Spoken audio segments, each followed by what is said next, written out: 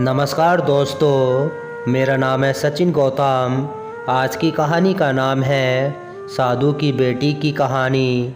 बहुत समय पहले की बात है। एक साधु अपनी पत्नी के साथ नदी के तट पर रहता था। उन दोनों की कोई संतान नहीं थी। उनकी बड़ी इच्छा थी कि कम से कम एक संतान उनके यहाँ ज़रूर हो।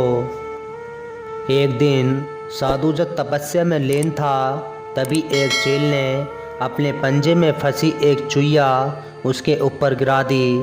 साधु ने उसे चुईया को घर ले जाने का निश्चय किया, लेकिन उससे पहले उसने उसे एक लड़की में बदल दिया। उस लड़की को देखकर साधु की पत्नी ने पूछा, कौन है ये, इसे कहाँ से लाए हो? साधु ने पत्नी को पूरी बात बताई।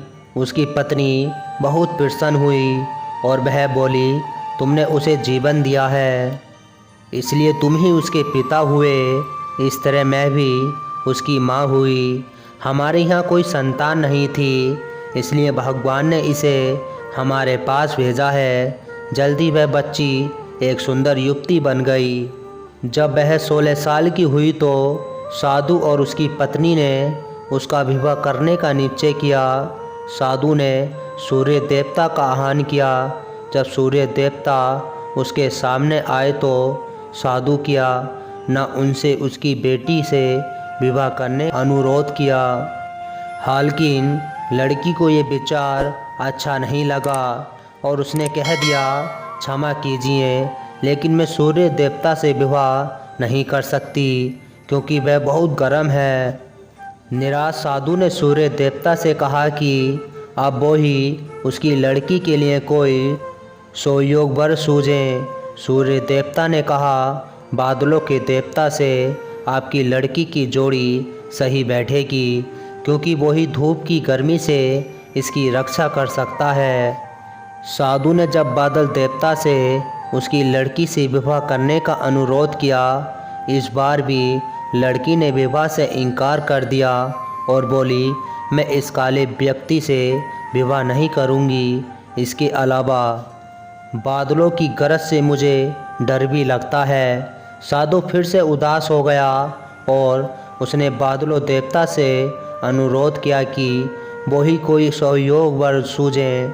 बादल देवता ने कहा, पवन देवता के साथ इसकी जोड़ी अच्छी रहेगी क्योंकि वो आसानी से मुझे उड़ा सकते हैं। साधु ने जब पवन देवता से विवाह का अनुरोध किया, इस बार भी लड़की ने विवाह से इनकार कर दिया और बोली, मैं ऐसे आस्तिक व्यक्ति से विवाह नहीं कर सकती जो हर समय यहाँ वहाँ उड़ता रहता हो। साधु काफ़ी परेशान हो गया। साधु ने पवन देवता से ही कोई सुयोग वर सूझने को कहा। पवन देव ने जवाब दिया, पर्वत के राजा बहुत मजबूत और स्थिर हैं। वो बहती हुई हवा को भी आसानी से रोक सकते हैं। उनसे आपकी लड़की की जोड़ी सही बैठेगी। साधु अब पर्वतराज के पास गया और उससे उसकी लड़की के साथ विवाह करने का अनुरोध किया। हालांकि इस बार भी लड़की ने विवाह करने से इनकार कर दिया और कहा, मैं ऐसे किसी व्यक्ति से विवाह नहीं कर सकती जो इतना कठोर और ठंडा हो। लड़की ने साधु से किसी नरम वर को खोजने को कहा। साधु ने पर्वतराज से सलाह मांगी।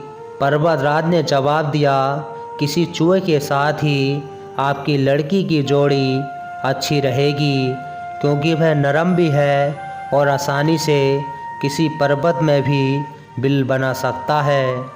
इस बार लड़की को वर पसंद आ गया। साधु काफ़ी हैरान हुआ और बोला, भाग्य का खेल कितना निराला है। तुम मेरे पास एक चूहिया के रूप में आई थी और मैंने ही तुम्हें लड़की का रूप दिया था। चूहिया के रूप में जन्म लेने के कारण तुम्हारे भाग्य में चूही विवाह करना लिखा था और वही हुआ। भाग्य में जो लिखा था वही हुआ। साधु ने फिर से प्रार्थना शुरू कर दी और लड़की को दोबारा चूहिया बना दिया।